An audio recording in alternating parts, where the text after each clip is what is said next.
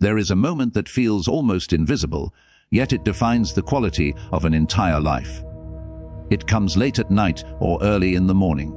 Nothing is demanding your attention, when the world is still, and suddenly your mind begins to speak louder than everything else.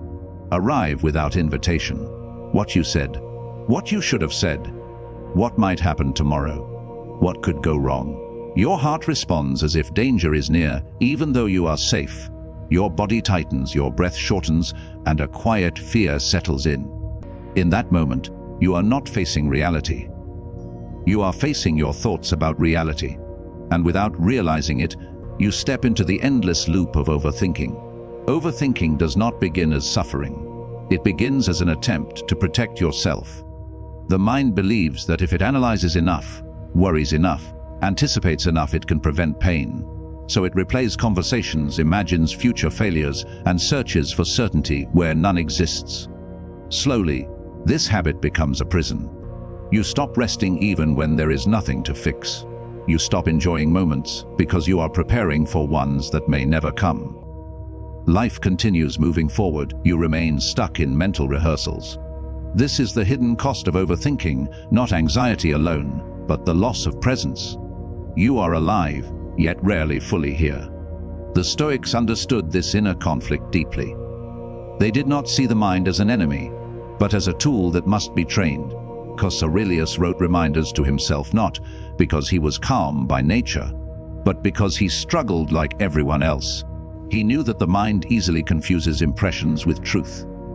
A single thought appears, and without examination, it becomes a belief. Belief becomes emotion. That emotion becomes suffering. Overthinking is not too many thoughts. It is unexamined thoughts ruling your inner world. You see this, something important changes. You realize that not every thought deserves your energy. Not every mental story deserves belief. Understanding this creates distance. You begin to notice thoughts as events, not identities. Fearful thoughts arise, but they are no longer commands. They are signals, often exaggerated, often distorted. Epictetus taught that it is not events that disturb us, but our judgments about them. The future you fear does not exist. The past you regret is gone. Only the present remains, yet the mind resists staying there. It prefers imaginary control to real acceptance. Overthinking is the refusal to accept uncertainty, even though uncertainty is the nature of life itself. The solution the Stoics offered was not suppression, but discipline. Not fighting the mind, but guiding it. When a thought appears, you pause. You do not chase it immediately. You ask whether it concerns something within your control or beyond it. If it is within your control, you act with clarity, without emotional excess. If it is beyond your control, you release it, knowing that resistance only deepens suffering. This practice is simple, but not easy. It requires patience. It requires humility. It requires accepting that peace does not come from certainty, from alignment with reality. As this discipline becomes habitual, a subtle transformation begins. The mind grows quieter, because thoughts disappear, but because they lose authority. You stop arguing with every sensation of discomfort. You stop demanding that life explain itself. You begin to trust your ability to respond rather than predict. Seneca warned that we are more often frightened than hurt, and that we suffer more in imagination than in truth. Living this wisdom, the body relaxes, the breath deepens. Calm no longer feels fragile, it feels grounded. Reflection deepens the change. You notice how much energy was spent resisting what already was. How many moments were missed while mentally preparing for disaster. You realize that calm was never absent from your life. It was buried beneath constant mental noise. The Stoics did not chase happiness, they cultivated steadiness. They knew that life would always include loss, uncertainty, and discomfort.